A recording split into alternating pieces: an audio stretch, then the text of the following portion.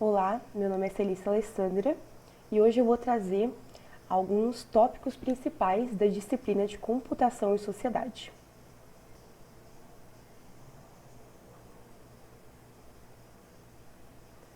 Meu nome é Celissa Alessandra Melato Argenta, eu sou discente do curso de Engenharia de Computação da Universidade Federal de Mato Grosso, campus Várzea Grande. E a proposta desse trabalho é trazer um pouco sobre a história da computação e da tecnologia, o impacto social da informática, a ética em computação, os impactos ambientais do uso e do desenvolvimento da computação e a relação entre o avanço científico-tecnológico e o desenvolvimento econômico e social, e também sobre projetos de empreendedorismo social. Inicialmente, eu vou falar um pouco sobre a história da computação e da tecnologia. Eu vou fazer um breve resumo sobre os desenvolvimentos mais importantes dessa história, né? Porque na medida que a gente conhece as origens de cada uma dessas tecnologias que nós utilizamos hoje, nós podemos compreender melhor como elas funcionam, tá? Então eu vou iniciar com o ábaco, que ele foi a primeira calculadora da história e era bom para soma e subtração. Em sequência, nós temos a régua de cálculo, né, que ela fazia multiplicações e divisões, então já era um avanço do ábaco. A máquina de Pascal, que desenvolveu a primeira calculadora mecânica da história, ela fazia somas e subtrações.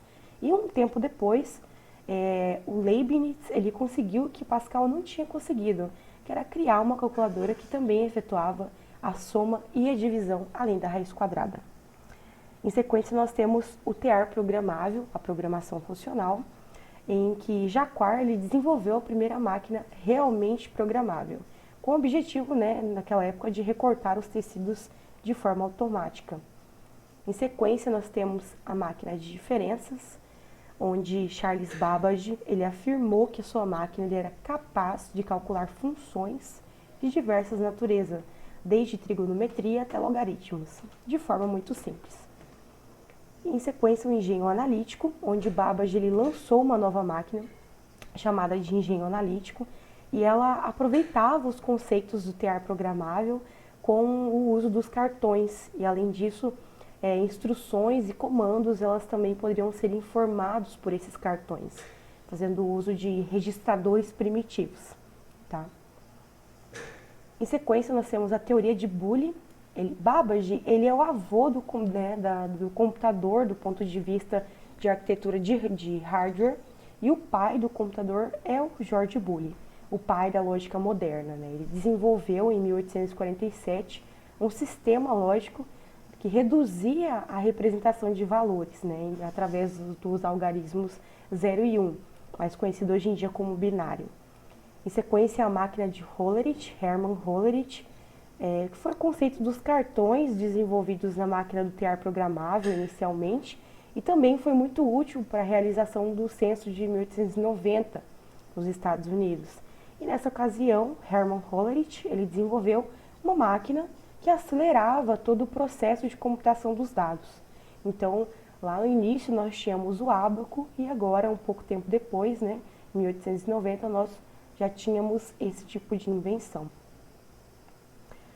Em sequência, nós temos o Mark I, e a Segunda Guerra Mundial ela foi um incentivo muito grande no desenvolvimento de computadores, visto que as máquinas elas estavam se tornando mais úteis em tarefas de desencriptação de mensagens inimigas e a criação de novas armas mais inteligentes. E entre os projetos nesse período, né, que foram desenvolvidos, o que mais se destacou foi o Mark I, em 1944. A computação moderna, nós entramos na primeira geração de computadores, e a principal característica dessa geração era o uso de válvulas eletrônicas. Elas possuíam dimensões muito grandes. E em 1946 foi lançado o computador ENIAC, e era em torno de 1000 vezes mais rápida que qualquer outra máquina que existia nessa época. Porém, ela tinha uma dimensão muito grande, aproximadamente 25 metros, e também o seu peso era de 30 toneladas. Então era algo muito gigante. Na segunda geração, houve a substituição dessas válvulas eletrônicas por transistores. Então isso diminuiu em muito o tamanho desse hardware. E a tecnologia de circuitos impressos, ela também foi criada. Então é possível dividir os computadores dessa geração em supercomputadores e em mini-computadores. Então o avanço ali já estava muito crescente. A terceira geração, ela ficou conhecida pelo uso de circuitos integrados, ou seja, permitiram que uma mesma placa armazenasse vários circuitos que se comunicavam com hardwares distintos ao mesmo tempo. Essas máquinas, por si, se tornaram mais velozes com um número maior de funcionalidades. E o preço também começou a diminuir. Em sequência, nós temos a quarta geração, que é de 1970 até os dias atuais. E essa quarta geração, ela é de microprocessadores e computadores pessoais, com a redução drástica do tamanho e preço das máquinas, né? E as CPUs, elas atingiram um patamar de bilhões de operações por segundo. No entanto, de 1970 até os dias atuais, teve-se muita discrepância, né, desse tipo de computador. Nós temos ali uma imagem do primeiro computador da Apple, o Apple I, e o de um notebook atual, que a gente consegue perceber essa diferença. Além de termos atualmente computação em nuvem, muitas outras tecnologias que desde 1970 não existiam. E o que nós podemos concluir com essa história da computação? A gente percebe que inicialmente tinha-se apenas o ábaco, né? Poucas invenções, primeiramente uma calculadora, e atualmente todas essas invenções que de alguma forma elas contribuíram para o smartphone, os notebooks e os tablets que nós temos atualmente. Principalmente a Segunda Guerra Mundial, que foi de um grande desenvolvimento tecnológico, né, onde eles precisavam verificar as mensagens inimigas e fazer tecnologias para que pudessem ajudar naquele momento. Então, ela também foi de grande importância para que atualmente nós possamos ter toda essa tecnologia que nós temos atualmente, tá? O impacto social da informática. Desde que surgiram, né, as tecnologias, o ser humano ele busca se adaptar a cada uma delas, porém essa adaptação ela se tornou uma integração, fazendo com que ferramentas tecnológicas elas fossem essenciais para o cotidiano. E dessa forma esse avanço tecnológico ele traz inúmeros benefícios e também malefícios para vários setores diferentes da nossa vida. Eu trouxe algumas vantagens e desvantagens aqui. As vantagens, né, o uso de tecnologias na educação, ela favorece o desenvolvimento e também promove a interação do aluno com a sociedade. E a possibilidade de trocar informações, notícias e experiência com pessoas de todo o mundo, parentes distantes e assim por diante. E a facilidade também na criação, edição e distribuição de conteúdos virtuais, né? Com a pandemia do Covid-19, isso se intensificou muito devido às pessoas terem que trabalhar em home office para evitar o contato com outras pessoas naquele período, né? Nesse período que a gente ainda está vivendo de forma minimalista, mas ela facilitou muito, né, e possibilitou também que outras profissões se desenvolvessem nesse ramo, né, com a criação de conteúdo para redes sociais e assim vai indo. Porém, nós também temos algumas desvantagens. A sociedade ela está cada vez mais escravizada pela informática e chega ao ponto de se tornar impossível viver sem as redes sociais.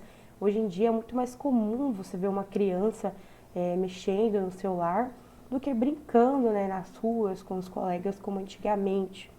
Então elas estão muito mais envolvidas nesse meio da tecnologia, até mais do que uma pessoa com um pouco mais de idade. Uma criança de hoje de 8, 9 anos consegue ter muito mais domínio de um smartphone do que uma pessoa com uma idade um pouco mais avançada. Também existe a desigualdade, né, entre a sociedade, até porque não é todo mundo que tem condições, né, de possuir um computador, internet, smartphone, então acaba tendo essa desigualdade. Também os roubos realizados na web. Muitas pessoas mal intencionadas acabam se utilizando de seus conhecimentos nessa área para criar golpes, né, links falsos que roubam informações das pessoas. Então, as fake news também. Então, isso ainda é um grande problema do impacto social da informática nas nossas vidas. Em sequência, nós temos a ética em computação. Inicialmente, eu vou falar um pouco sobre o que é ética, né, e a evolução dessas técnicas computacionais e o crescimento da popularidade da informática na sociedade em si, ela tem causado um aumento dessas discussões sobre a ética na computação. Porém, a área computacional em relação a essas profissões mais tradicionais, como a medicina, o direito, por exemplo, ela ainda está na sua infância. Então, praticamente não se teve tempo para criar uma regulamentação em um ambiente em que essas novas descobertas, elas são alteradas constantemente, né? O paradigma de atuação do profissional. Constantemente nós temos novas tecnologias, novos desenvolvimentos. E aí surge um outro problema. Como qualquer pessoa de qualquer área de estudo, ela pode estudar informática, inclusive pessoas que não frequentam um curso superior. Então acaba ficando muito difícil regulamentar códigos éticos de base que sejam eficazes para esse setor, pois ela não abrangeria a todos. Então, praticamente seria para atingir apenas quem tomasse conhecimento através de uma disciplina de graduação. Hoje em dia tem inúmeros cursos gratuitos no YouTube envolvendo programação e diversas outras áreas relacionadas com a computação, e acaba que essas pessoas não teriam acesso a esse código de ética, né, caso ele existisse.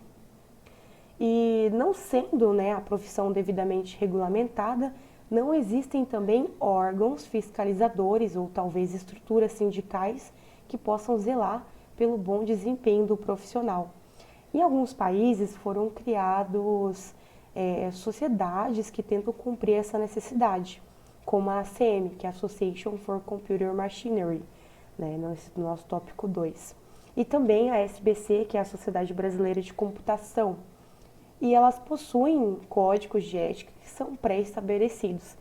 Porém, a punição pela não obediência dessas regras, ela geralmente se limita ao afastamento, né, daquele indivíduo da associação, sendo o comportamento dos membros praticamente determinado pela consciência individual, né? E no Brasil, como eu havia dito, existe a Sociedade Brasileira de Computação e ela exerce uma grande influência na comunidade da área de informática, uma vez que a maioria dos professores universitários, principalmente da área, eles são associados, né, e ajudam a formar profissionais mais qualificados. Porém, a SBC ela também não possui um código de ética para orientar os seus membros. Existe apenas um projeto baseado nos códigos da ACM, que é uma outra entidade, né, como a gente comentou, mas que também não possui esse código destinado a indivíduos por ser composta por instituições. E o Instituto da Ética da Computação, ele criou um pequeno código de conduta que ficou conhecido como os 10 Mandamentos para a Ética na Informática. Mas, da mesma forma, ele não tem assim, uma punição, né, é apenas o afastamento do indivíduo da associação em questão. Tá? E a ética na engenharia da computação, de forma geral, ela, infelizmente, atualmente vai muito da índole do indivíduo, né, daquela pessoa que está trabalhando nessa área. Então, vai muito do bom senso, de não usar softwares piratas, de ter não acessar dados pessoais dos usuários. Então, infelizmente, atualmente vai muito realmente da índole do profissional. Atualmente, tem um projeto de lei, se não me engano, de 2007, aqui no Brasil, que tenta construir um código de ética, né, para a informática, mas também não tem nada concluído. Os impactos ambientais do uso e do desenvolvimento da computação. Bom, durante os primeiros anos da indústria da informática era bastante comum a gente associar esse segmento econômico à redução de impactos ambientais. E aqui eu vou trazer algumas etapas, né, que acabam ocorrendo esses impactos. Inicialmente, a etapa de produção. Os defensores, né, da tecnologia, eles apontam como grandes vantagens, né, uma redução do uso de papel, demais produtos químicos, a racionalização, né, no deslocamentos, uma vez que o uso dos computadores ele facilitaria a comunicação entre as pessoas, evitando viagens e gastos de combustíveis, né? Porém, na etapa de produção, a gente tem uma intensa utilização de matéria-prima, como água, energia elétrica, gases tóxicos, plástico, diversos metais pesados. Então, a significativa quantidade e diversidade de matéria-prima utilizada, eles induzem o surgimento de doenças graves também, já na fase de fabricação desses produtos, bem como no âmbito das indústrias de reciclagem. Tá? A segunda etapa é a etapa de operação, e acredito que a etapa de operação ela seja aquela com os menores impactos sobre os ecossistemas e a saúde humana, o que explica a ideia inicial de que o setor seria limpo, né? Em sequência, nós temos a terceira etapa, a etapa do descarte. Nessa fase, a gente tem os impactos intensos da indústria da informática, uma vez que os produtos obsoletos, eles ainda são descartados sem maiores cuidados no ecossistema. E considerando o intenso desenvolvimento tecnológico do setor da informática, é possível observar a grande rotatividade desses produtos, mesmo tendo sido fabricados há 1 ou 2 anos, eles já são considerados obsoletos. E nem apenas sobre as empresas, mas as pessoas também. Né? Atualmente é muito fácil, a cada 2 ou 3 anos, ou até menos, as pessoas trocarem de computador, de smartphone, e assim sucessivamente. E aí surge a TI Verde, né?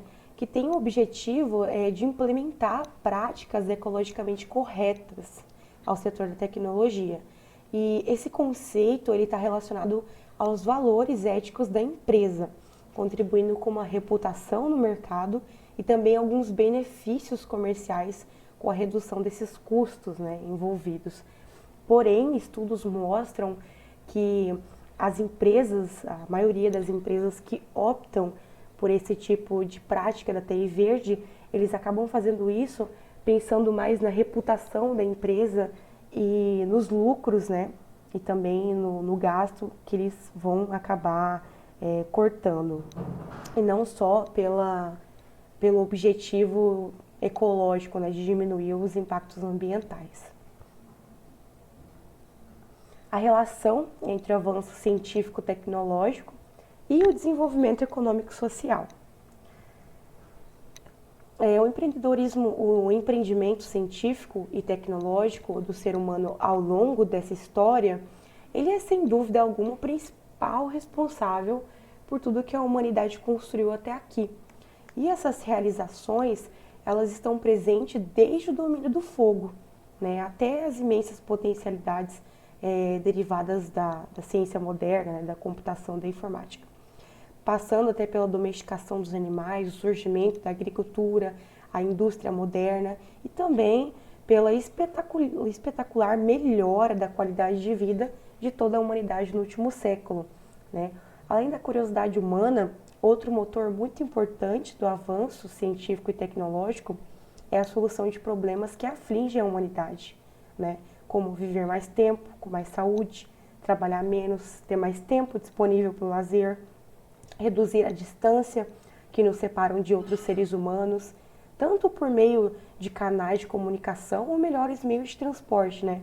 São alguns dos desafios e aspirações humanas, né, para os quais durante séculos a ciência e a tecnologia ela tem contribuindo. Uma pessoa nascida, por exemplo, no final do século XVIII, ela muito provavelmente morreria antes de completar 40 anos de idade, né? E alguém nascido hoje, num país desenvolvido, ela vai viver mais de 80 anos.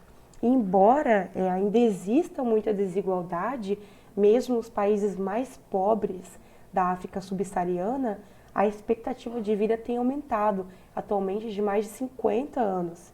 Então, a ciência e a tecnologia são os fatores chaves para explicar essa redução da mortalidade por várias doenças, como doenças infecciosas, por exemplo, e, consequentemente, o aumento dessa longevidade dos seres humanos, né?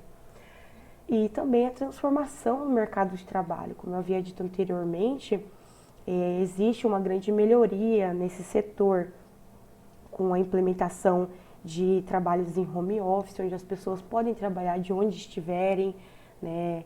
E essa divulgação do meio digital, trabalhos voltados para as redes sociais e muitas outras transformações que contribuem com esse avanço científico e tecnológico. Projetos de empreendedorismo social. Bom, a tecnologia, ela é um importante ativo nesse meio do empreendedorismo social. Ela viabiliza pontes que seriam impossíveis sem a utilização de algumas ferramentas.